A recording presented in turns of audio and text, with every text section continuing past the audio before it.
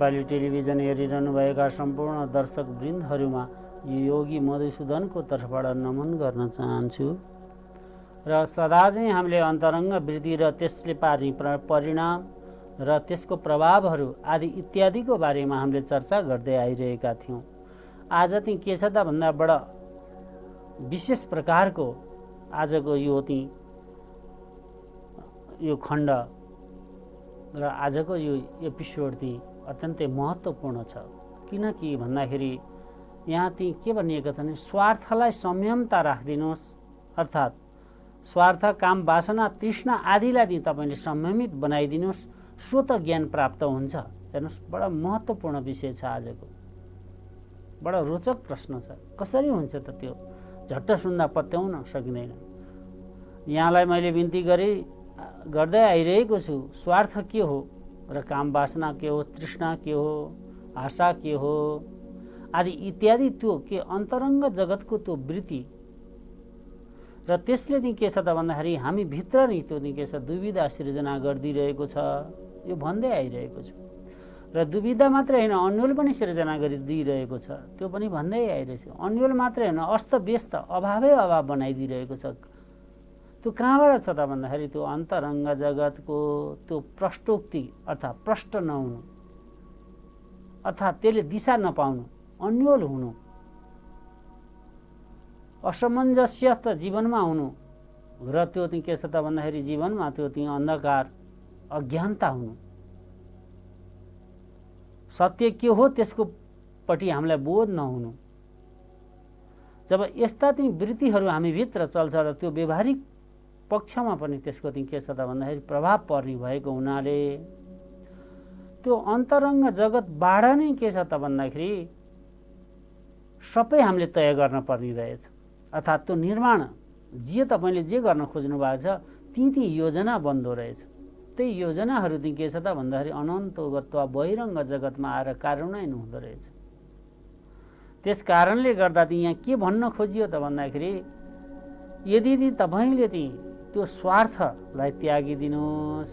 अब स्वार्थ भने कस्तो स्वार्थ महाराज? स्वार्थलाई त्यागेपछि त शेष के रहन्छ? केही पनि रहँदैन।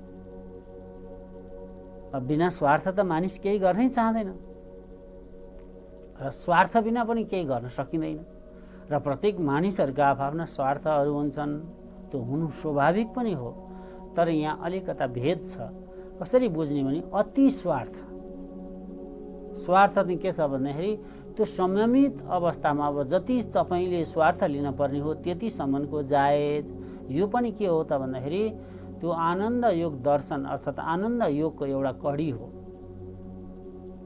मानिसहरू चाहिँ के छ त भन्दाखेरि अत्यन्त स्वार्थी भएर जब अत्यन्त तृष्णाहरू र काम वासनाहरू अथवा लोभहरू आदि इत्यादि जब आफ्नो भित्रभित्रै पाल्छन्, त्यसले ती व्यक्तिलाई के बनाइदिन्छ त भन्दाखेरि असाध्यै तल खसालिदिन्छ, नीचभन्दा नीच कर्महरू पनि गराइदिन्छ। अर्थात् कहिलेकाहीँ चाहिँ के छ त भन्दाखेरि ठुल्ठुला अपराधजन्य पनि घटनाहरू घटाइदिइरहन्छ र त्यो के छ त भन्दाखेरि हामी अव्यवहारिकमा परिणत गरिदिन्छ। त्यस्तो प्रकारको यो चाहिँ स्वार्थको के छ त भन्दाखेरि सत्ता छ। त्यो चाहिँ एक प्रकारको हामी भित्र भएको चाहिँ के छ त भन्दाखेरि सशक्त रूपले रहेको त्यो एउटा चाहिँ नकारात्मक शक्ति थियो।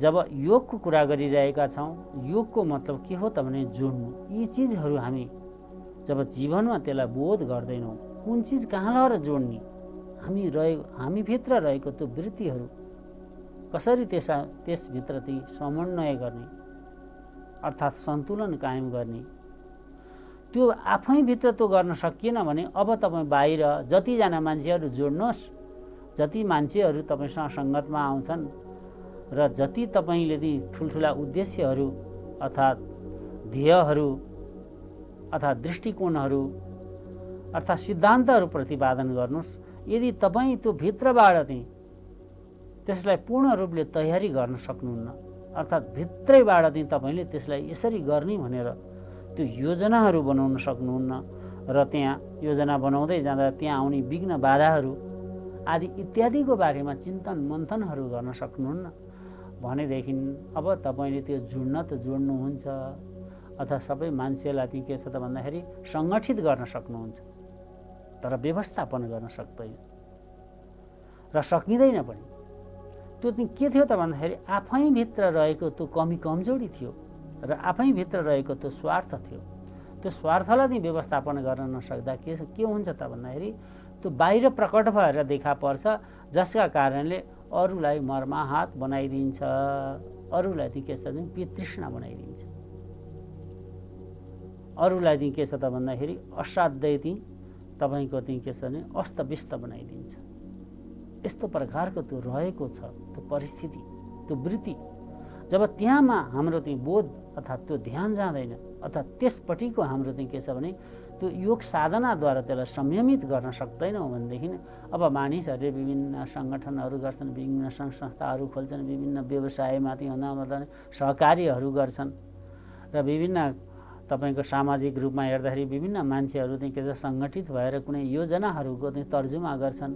अब अनन्त गर्दा केही दिन केही महिनामै त्यो चाहिँ के हुन्छ त भन्दाखेरि अब त्यसमा चाहिँ विघ्न बाधा अथवा विरोधहरूका स्वरहरू सुन्न थालिन्छ। त्यो हुनुको पछाडि के थियो त भन्दाखेरि त्यो चाहिँ नितान्त रूपले आफूभित्र भएको त्यो स्वार्थ अर्थात् त्यो वासना, त्यो तृष्णा अर्थात् त्यो महत्त्वाकाङ्क्षा जे भनौँ यसलाई, त्यसलाई चाहिँ व्यवस्थापन गर्न नसक्दाको त्यो के थियो त भन्दाखेरि परिणाम थियो। त्यसबाट भएको चाहिँ त्यो चाहिँ के छ त आएको प्रतिफलहरू थियो। तर त्यो मानिसले कहिले बोध गरेको देखिँदैन, कहिले त्यस्तो चिज बुझेको देखिँदैन र त बुझ्न पनि चाहँदैन। जहिले पनि आफ्ना मात्रै कुराहरू अगाडि मानिसहरूले सार्दै गइरहेका हुन्छन्, मैले जे बोलेँ त्यो ठिक, यस्तो प्रकारको। त कुनै क्षेत्रमा तपाईँले चाहिँ के छ त भने नेतृत्व गर्नुभयो अथवा त्यसको चाहिँ के छ त भने प्रमुख हुनुभयो र त्यो क्षेत्रले चाहिँ अपेक्षितकृत त्यसले सार्थकता पाउन सकेन भने त्यो प्रमुख व्यक्ति नै त्यसको जिम्मेवारी हुने भएको हुनाले गर्दाखेरि त्यो प्रमुख व्यक्ति नै के छ त भने योग्य व्यक्तिको चयन यहाँबाट आएको छ कुरा। त्यो योग्य व्यक्ति छैन भनेदेखि त्यस्ता अयोग्य व्यक्तिको हातमा चाहिँ त्यस्तो नेतृत्व अथवा त्यस्तो प्रमुखहरू जस्तो चाहिँ त्यसको चाहिँ के छ त भन्दाखेरि तपाईँको चाहिँ प्रमुख व्यक्ति आदि इत्यादि जो छन्, जे नामाकरण गरिएको छ, जसले जिम्मेवारी पाएका छन्, ती व्यक्तिले ती सन्तुलित भएर ती चिजलाई चाहिँ जब बोध गर्न सक्दैन भने त्यो क्षेत्र पनि तपाईँको चाहिँ सञ्चालन गर्न चाहिँ अयोग्यता चाहिँ प्रकट भइहाल्छ, अर्थात् ती असमर्थ हुन्छन्। त्यो चाहिँ के छ भने समाजमा यत्र तत्र सर्वत्र त्यो देखिन्छ, सबैतिर विश्वमा। र यदाकदा कतैतिर मात्र कुशल व्यवस्थापन गर्न सकेको देखिन्छ भने अन्यत्र चाहिँ त्यस्तै प्रकारको तपाईँको के छ भने एक पक्षलाई सन्तुष्टि दिने, अर्को पक्षलाई असन्तुष्टि बनाउने, त्यस्ता प्रकारका भाववृत्तिहरू चाहिँ के छ त त्यो देखा पर्न थाल्छ। त्यो चाहिँ नितान्त के छ त स्वयं व्यक्ति जो जिम्मेवारी लिएर बसेको व्यक्तिको चाहिँ त्यो उत्तरदायित्वभित्र पर्थ्यो र त्यो योग्यताभित्र पर्थ्यो। र यदाकदा त्यो चाहिँ के हुन्छ त भन्दाखेरि त्यस्तो प्रकारको बोध नहुँदाखेरिको अथवा त्यस्तो प्रकारको त्यो चिजहरूको यी विभिन्न प्रकार मैले यहाँहरूलाई निवेदन गरे अनुसारका विभिन्न वृत्तिहरूमाथिको त्यो संयमता नहुँदाखेरि ती मानिसहरू एउटा चाहिँ के छ भने क्षेत्रमा एउटा उचाइ त हासिल गर्छन्, तर त्यसमा चाहिँ बनिराख्न सक्दैनन्। त्यो बनिराख्न नसक्नुको के त्यो थियो त भन्दाखेरि त्यो नितान्त ओ भित्रभित्र रहेको चाहिँ स्वार्थ थियो। त्यो स्वार्थ चाहिँ के छ त भन्दाखेरि उसले के सोच्छ त भन्दाखेरि मैले यहाँसम्म यसरी ल्याएँ, अब यसमा मेरो चाहिँ प्रमुख पहिलो दायित्व हो भनेर त्यसरी चाहिँ के छ भने बाँडफाँड ऊ दिने पक्षमा बस्छ। यहाँ के थियो त भन्दाखेरि न यहाँ कसैलाई केही दिनु थियो र कसैसँग न केही लिनु थियो। हेर्नुहोस्, एउटा विचित्रको जिज्ञासा म यहाँहरूलाई राख्दैछु। न यो संसारमा तपाईँलाई कसैलाई केही दिएर तपाईँले चाहिँ पुर्याउन सक्नुहुन्छ, न कसैसँग केही लिएर चाहिँ तपाईँले पूर्ण हुन सक्नुहुन्छ। यो के थियो त भन्दाखेरि यो एउटा जिज्ञासु थियो, त्यो प्राप्ति थियो अर्थात् त्यो निर्माण थियो, त्यो सूचना प्रभावित थियो, अर्थात् त्यो चाहिँ एउटा सङ्गठित रूपले चाहिँ त्यसलाई चाहिँ समन्वय सन्तुलन अर्थात् अनुशासन थियो। त्यो भित्र चाहिँ के छ त भन्दाखेरि त्यो एउटा चाहिँ नियमहरू आदि इत्यादि, त्यहाँ ती आचरण संस्कार आदि अनुशासन इत्यादि राखेर त्यसलाई चाहिँ एउटा चाहिँ के छ भने सुन्दर व्यवस्थापन थियो। र त्यस्तोबाट चाहिँ जब मानिसहरू चाहिँ त्यसमा योग्यता अथवा असफल हुन्छन्, अब यतातिर तपाईँको त्यो परिणाम अर्थात् त्यो क्षेत्रमा चाहिँ अस्तव्यस्त देखिन्छ। र त्यो अस्तव्यस्तबाट चाहिँ फेरि पनि त्यो के छ त भन्दाखेरि स्वयं व्यवस्थापन गर्ने मान्छे नै गुनासो गरिरहेको छ। योभन्दा संसारको विरोधाभास भ्रम के हुन सक्छ? जहाँ तपाईँ बसिरहनु भएको छ जिम्मेवारी पदमा, सबैलाई सन्तुष्टि दिने, सबैलाई समन्वय गर्ने, सबैको चित्त बुझाउने र चाहिँ के छ त भन्दाखेरि सबैलाई समानुपातिक रूपले न्याय गर्न सक्ने, अब आदि इत्यादि नगरिकन अब व्यक्तिगत स्वार्थमा चुर्लुममा तपाईँ डुबेर र व्यक्तिगत स्वार्थमा चाहिँ फसेर अथवा त्यो मोह काम वासना लोभ आदिमा फसेर चाहिँ तपाईँहरू जे कर्म गर्नुहुन्छ अनन्त गर्दा त्यो अशुद्ध कर्म हुन्छ। त्यसैबाट चाहिँ के छ त भन्दाखेरि अब त्यही तपाईँले गरेको क्षेत्रमै असन्तोषहरू बढेर जान्छ र त्यसैको कारणले अब तपाईँलाई के छ त भन्दाखेरि तपाईँको त्यो कायम भएको उचाइ अब बिस्तारै तपाईँको तलतिर खस्न थाल्छ र त्यसबाट तपाईँको अब पतनतिर चाहिँ तपाईँ अग्रसर हुनुहुन्छ। यस्तो प्रकारको चाहिँ यो चाहिँ के छ भने स्वार्थ छ। र त्यसैमा चाहिँ के भन्नुहुन्छ त भन्दाखेरि पतञ्जलि बडा सुन्दरसँग व्याख्या गरिदिनुहुन्छ।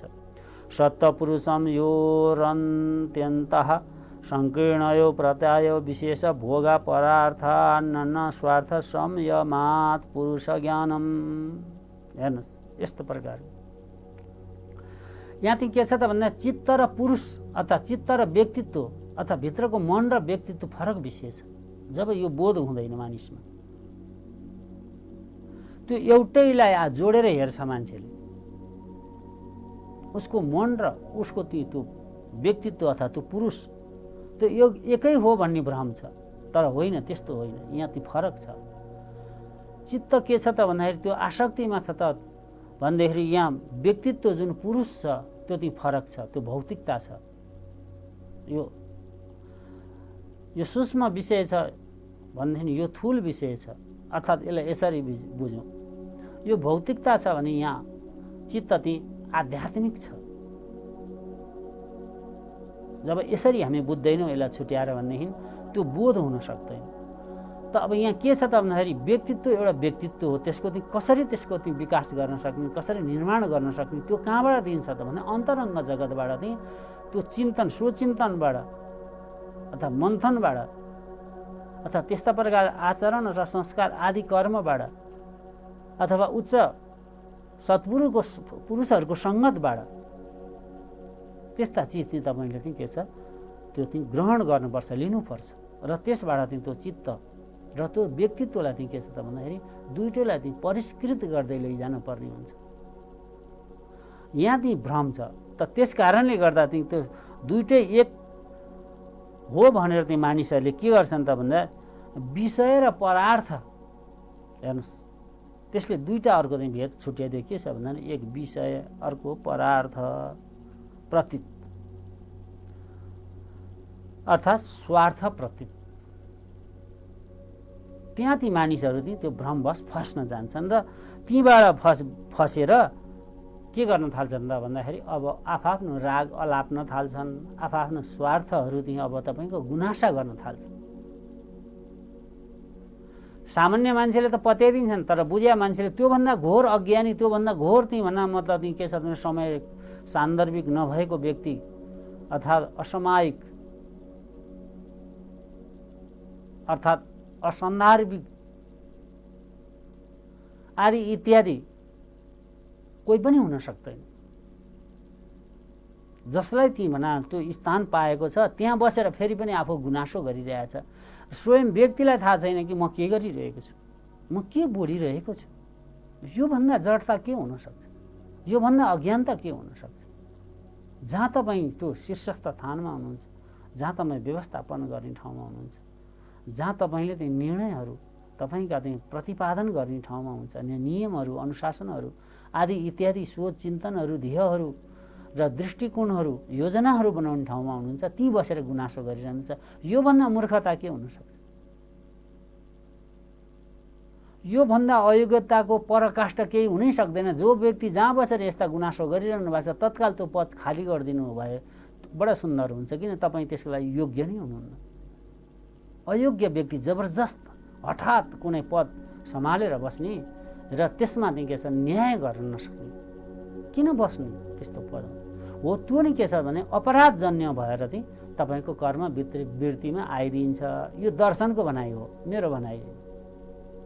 भन्छ दर्शनले, हट्देऊ, तिमी अयोग्य छौ, योग्य छैनौ। जहाँ बसेर न्याय गर्न सक्दैनौ, जहाँ बसेर तिमी के छ त भन्दाखेरि त्यो तिमी एउटा सुन्दर व्यवस्थापन गर्न सक्दैनौ, जहाँ बसेर राम्रो दृष्टिकोण दिन सक्दैनौ, एउटा तिमी मूल्य मान्यतालाई तिमी कायम गर्न सक्दैनौ, एउटा अनुशासनलाई तिमी प्रतिपादन गर्न सक्दैनौ, र एउटा योजनाहरू, एउटा खाकाहरू र भावी योजनाहरूको तिमी तय गर्न सक्दैनौ, र तिमी भित्रै आफूभित्रै अल्मलिएको छौ, र फेरि चिच्चाइ बोलिरहेको छु म यो हुँ भनेर घमण्ड गरिरहेको छु। धिक्कार छ यो सोचपट्टि, मेरो धिक्कार छ यस्तो सोच, जसले केही प्रतिपादनै दिन सक्दैन, केही गर्नै सक्दैन, ठुल्ठुलो आश्वासन मात्र दिन सक्छ। यो सर्वत्र सबै क्षेत्रमा रहेको हो। यो के आध्यात्मिक, के भौतिकता, के आदिदैविकता अथवा सबै, यो समग्र सत्ता हो। यो समग्र सत्तामा जो जहाँ जहाँ हुनुहुन्छ आफैले त्यो स्व चिन्तन गर्नुहोला, आत्ममन्थन गर्नुहोला।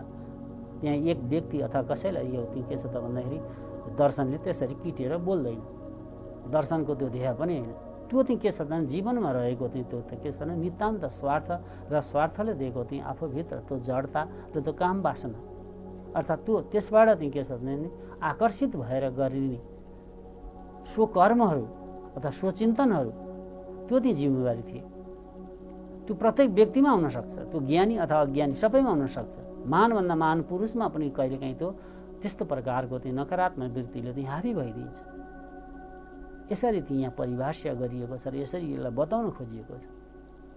त्यस कारणले गर्दा त्यसैलाई आधार मानेर आफू कुन पदमा, त्यो पदमा बसेर त्यो जिम्मेवारी लिएर अथवा कुनै प्रकारको त्यो उच्च पद भार वहन गर्दै गर्दाखेरि त्यसपट्टि म न्याय गर्न सक्छु सक्दिनँ, र त्यो कति गहिराई छ र कति ओजिलो छ, त्यतापट्टि मैले ती सही निर्णयहरू, सही कदमहरू र सही दृष्टिकोणहरू र सही तरिकाले मैले चाहिँ के छ भने कार्यान्वयन गर्न सक्छु सक्दिनँ, अथवा अनुशासित तरिकाले, मर्यादित तरिकाले, असाध्यै सरल र शालीन तरिकाले, अलिक शिष्ट र भद्र तरिकाले मैले त्यसलाई सम्पादन गर्न सक्छु सक्दिनँ। यदि सक्दिनँ भन्नुहुन्छ भने त्यो पदमा बस्ने कहिले पनि जमर्को नगर्नु होला। किन त भने त्यहीँबाट तपाईँको व्यक्तित्व अब पुरै पतन हुनेवाला छ र अत्यन्तै तल्लो स्तरमा लानेछ। लोभ र आसक्तिका वशमा परेर मानिसहरू त्यहाँ पुग्न चाहन्छन्, तर त्यहाँ बसेर न्याय गर्न सक्दैन। त्योभन्दा जीवनको असफलताहरू केही हुन सक्दैन महाराज भनेर भनिदिनुहुन्छ। कति राम्रो सुन्दर छ। त्यसै गरेर चाहिँ के भन्नुहुन्छ त भने विज्ञान तारमरे केन बीजानियात, हेर्नुहोस्, परार्थ स्वार्थ संयमात।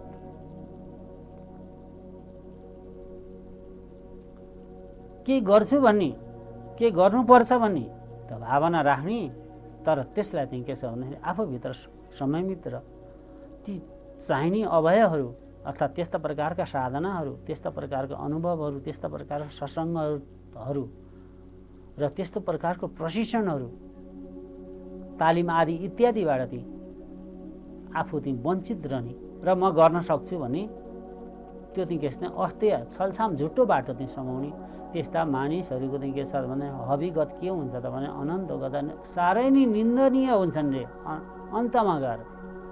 किन? पहिला विश्वास दिएर आएका हुन्छन्, विश्वास जितेर आएका हुन्छन्, विश्वास मागेर आएका हुन्छन्, तर त्यो विश्वास पूर्ण अथवा पुरा गर्न नसक्दा विश्वासघातीमा परिणत हुन्छन्। कति बेरै लाग्दैन हेर्नुहोस् त। यो जब भेद मानिसहरूले बुझ्दैनन् तबसम्म के छ त भन्दाखेरि त्यो के छ त त्यस्तो शीर्षस्थ स्थानमा मान्छे जान त्यो व्याकुल भइरहेका छन्। त्यहाँ बसेर न्याय गर्न नसक्दा मेरो हालत के हुन्छ, हविगत के हुन्छ, म कति होचिने छु, यस्ता कुराहरू मान्छेमा जब ज्ञान हुँदैन तब चाहिँ के छ त भन्दाखेरि मान्छे नीचभन्दा नीच कर्महरू गर्छ, जसका कारणले चाहिँ के छ त भन्दाखेरि समाज, घर होस् अथवा गाउँ होस्, क्षेत्र होस् अथवा राष्ट्र होस्, सबैतिर त्यसले अशान्ति नै प्रकट गरिदिइरहेको हुन्छ। त्यो अशान्तिको बीजारोपण पनि त्यस्तोबाट पनि सुरु हुन्छ। कहाँबाट त भन्दाखेरि त्यो स्वार्थबाट। अब त्यो स्वार्थ हटाइदिए कसरी ज्ञान हुन्छ त महाराज? अर्को एउटा जिज्ञासा। अब यहाँ के भन्नुहुन्छ त भन्दाखेरि तत प्रतिभा श्रावण वेदनाम आदर्श स्वाद वार्त जायन्ते। यस्ता प्रकारका 6 प्रकारका तपाईँको के छ भन्दाखेरि स्वार्थ तपाईँको जीवनमा जब संयमित गर्नुहुन्छ भने यस्तो 6 प्रकारको सिद्धिहरू चाहिँ तपाईँको प्रकट हुन्छ भनेर बताइदिनुहुन्छ। कस्तो प्रकारको सिद्धिहरू प्रकट हुन्छ त भन्दा प्रतिभा। अब तपाईँमा त स्वार्थ हराउँछ, तपाईँ यति प्रतिभाशाली व्यक्तित्व त्यो निखार तपाईँमा आउँछ। हेर्नुहोस्, मात्र एउटा स्वार्थ र वासना हटाइदिनु, स्वतः आउनेवाला छ, तपाईँले खोजिरहनु पर्दैन महाराज। यहाँ भन्नुहुन्छ तपाईँले केही गर्नु पर्दैन, खालि त्यो के छ नै काम, वासना, स्वार्थ, रिस, राग, द्वेषहरू अथवा अहङ्कार वृत्ति हटाइदिनुहोस् मात्रै, संयमित मात्रै गरिदिनुहोस्। त्यसलाई यो हटाउने भन्ने कुरा आउँछ, तर यी हट्ने होइन, यसलाई चाहिँ के छ व्यवस्थापन गर्ने। मैले यहाँहरूलाई पटक पटक निवेदन गरिसकेको छु। त यहाँ व्यवस्थापन गरिदिनुहोस्, यसलाई चाहिँ तपाईँले बोध गरिदिनुहोस्, बुझिदिनुहोस् यसले के चाहिँ परिणाम दिनेवाला छ। म यसरी यो वृत्तिमा लाग्दा भने जबसम्म तपाईँको सोचिन्तनहरू अथवा त्यो अन्तरङ्ग जगतको योग साधनाहरू हुँदैन तबसम्म तपाईँ यी चिजलाई बोध गर्न सक्नुहुन्न। यी चिजलाई बोध नगरी कहाँ चाहिँ जानुहुन्छ त भन्दाखेरि त्यो अहङ्कार वृत्तिमा रहेर हुङ्कार मात्रै गरिरहनुहुन्छ। माखो मर्नेवाला छैन, हुनेवाला केही छैन। जति हुङ्कार गर्नुहुन्छ तपाईँ त्यति नै गर्ने मान्छेहरूको पनि मनोबल खस्किँदो अवस्थामा हुन्छ। त सबैले समेटेर जस अरूलाई दिने, हेर्नुहोस् कस्तो सुन्दर छ व्याख्या। तपाईँ गर्नुहुन्छ तर जस अरूलाई दिनुहुन्छ कर्म गर्ने हो भने, तर अरूले गरेको चाहिँ कर्मको जस तपाईँ लिनुहुन्छ, त्योभन्दा फटाइ केही हुन सक्दैन यो संसारमा। त्यस्तो फटाइ कसैले पनि गर्ने चेष्टा नगरिदिनु होला। त्यो जब जीवनको सबैभन्दा तपाईँको घातक निर्णय हुनेछ र घातक चिन्तन हुनेछ। त्यो कहिले पनि अरूले गरेको चिजहरूमा जस लिने कहिले पनि प्रयत्न नगर्नु होला। बडा विष घोलन गरिदिन्छ त्यसले समाजमा। त्यसले मानिसभित्र राग द्वेष तुरुन्तै उत्पन्न गरिदिन्छ। कहिले पनि त्यसो नगर्नु, त्यति मात्रै इमान्दारी भइदिनुहोस्। तर यहाँ के भन्छ दर्शनले त बडा सुन्नुहोस्, बडा रमाइलो प्रसङ्ग छ। तपाईँ गर्नुहोस् रे, जस अरूलाई दिनुहोस् रे, तपाईँ त्यसको योजना बनाउनुहोस्, तर अरूको त्यो जस अरूको टाउकोमा हालिदिनुहोस्। अब जस चाहिँ आफूले लिनुहोस् रे। हेर्नुहोस् कस्तो उल्टो छ यो। चाहिँ सुल्टो हो, तर तपाईँ हामी यसलाई उल्टो देख्छौँ। सुल्टो के छ त भन्दाखेरि बिग्रेको जति आफूले नै, सप्रेको अरूलाई दिने। त्यस्तो प्रकारको चाहिँ यहाँ चाहिँ के छ भने परिकल्पना गरिएको छ र त्यो व्यवहारिकमा असाध्य सान्दर्भिकता पनि छ। जो महापुरुषहरू, जो ज्ञानी पुरुषहरूले जब आफ्नो जीवनमा यस्तो गरेका ती पुरुषहरू महान बनेका छन्। गल्तीलाई गल्ती भन्न चुक्नु हुँदैन, हिचकिचाउनु हुँदैन, सहीलाई सही भनेर अडान लिन पनि छोड्नु हुँदैन। यो दुईटा चाहिँ जीवनमा प्रष्ट हुनुपर्छ। जब मलाई लाग्यो मैले गल्ती गरिरहेको छु, सरी भन्न कति बेर पनि लगाउनु हुँदैन। तर सही छ, संसार एकातिर होस्, तपाईँ एक्लै हुनुहोस्, तर पनि अडिग भएर बस्नुहोस्। यसरी चाहिँ हामीलाई निर्देशन दिन्छ दर्शनले। अडिग भएर बस्नुहोस् र शान्त भएर बस्नुहोस्, नबोल्नुहोस्। फेरि त्यस्तो अवस्थामा नबोल्नुहोस्। त बोल्दाखेरि के हुन्छ त भन्दाखेरि त्यसले चाहिँ तपाईँलाई चाहिँ अझ आक्रोश दिन्छ। शान्त भएर आफ्नो अडान लिएर बस्नुहोस्। यो एउटा। दोस्रो चाहिँ के छ भने श्रावणम, सुन्न र छुट्याउन सक्ने त्यो चाहिँ के छ भने क्षमताको वृत्ति हो।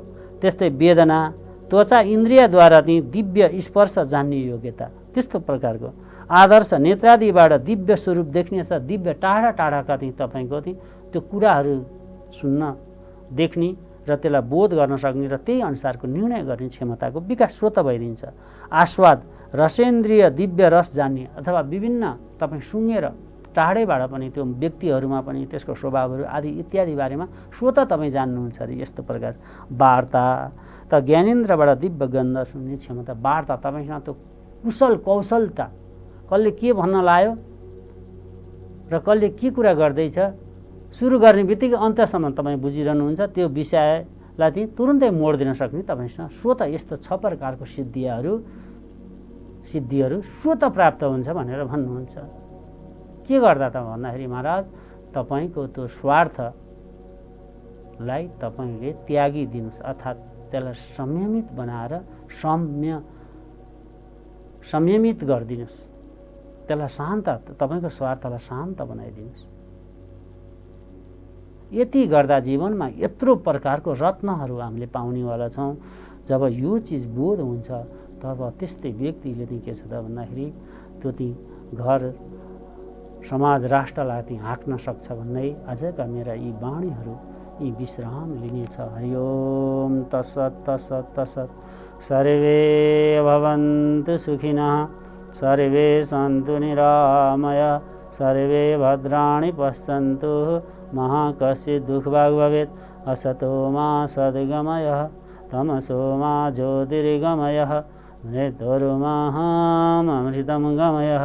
ओम शांति शांति शांति।